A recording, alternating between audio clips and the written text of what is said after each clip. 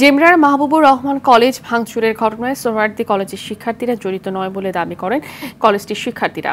উস্কানি দেওয়ার জন্য তৃতীয় পক্ষকে দায়ী করে তারা। সোমবারের ঘটনায় মাহবুবুর রহমান কলেজে 50 কোটি টাকার ক্ষতি হয়েছে বলে দাবি কর্তৃপক্ষের। মামলা করার প্রস্তুতি নিচ্ছে তারা। এদিকে ভুল চিকিৎসায় শিক্ষার্থী অভিজিৎ হত্যার অভিযোগ সঠিক নয় বলে দাবি করেছে Dhaka national institute medical college কর্তৃপক্ষ। সাদিয়া কানিসের রিপোর্ট।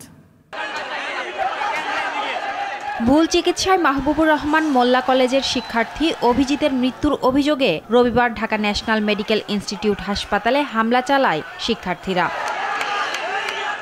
এ সময় পাশের কবি নজরুল ও সোহরাওয়ার্দী কলেজেও ভাঙচুর করা হয়। সংঘর্ষে জড়ায় দুপক্ষের শিক্ষার্থীরা। হামলায় হাসপাতালের 10 কোটি টাকার ক্ষতি হয়েছে বলে জানায় কর্তৃপক্ষ।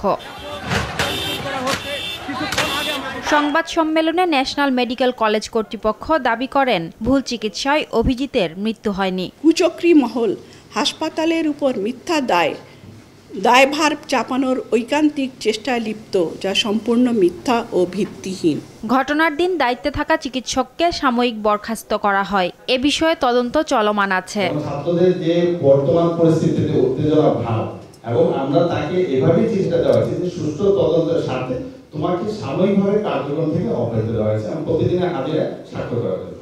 এর জের ধরে মঙ্গলবার মাহবুবুর রহমান মোল্লা কলেজে হামলা চালায় সোহরাওয়ার্দী ও নজরুল কলেজের শিক্ষার্থীরা। কলেজটির অধ্যক্ষ জানান তাদের ক্ষতির পরিমাণ প্রায় 50 কোটি টাকা। তিনি মনে করেন সোহরাওয়ার্দী ও ন্যাশনাল মেডিকেল কর্তৃপক্ষ চাইলে এ ঘটনা এড়ানো যেত। আমরা সমাধান করতে চেয়েছি। আমরা 3 সদস্য কমিটি গঠন করেছি এবং ওই প্রিন্সিপালের সাথে আমাদের গতকাল বসা ছিল। আমরা বলেছি যে ক্ষতিপূরণ যদি হলে সেই ক্ষতিপূরণ আমরা দিয়ে দিব। আমরা দরকার পড়লে আরো কোনো কিছু করতে সেটা করব। বিকেলে সংবাদ সম্মেলনে সোহরাওয়ার্দী কলেজের শিক্ষার্থীরা দাবি করেন হামলায় তারা জড়িত ছিলেন না। 3 কলেজের মধ্যে যে সমস্যাটা হয়েছে এর পিছনেই হচ্ছে একটা উস্কানিদাতা গোষ্ঠী, এটা তৃতীয় পক্ষ। এখানে হচ্ছে সাধারণ শিক্ষার্থী কোনোভাবে জড়িত না। জড়িতদের চিহ্নিত করে আইনের আওতায় আনার দাবি জানান শিক্ষার্থীরা। এদিকে হামলা পাল্টা হামলার পর দুটি এলাকার নিরাপত্তা জোরদার করা হয়েছে। মোতায়েন করা হয়েছে যৌথ বাহিনী। এলাকায় থমথমে পরিবেশ বিরাজ করছে। সাদিয়া কানিজ, RTV, ঢাকা।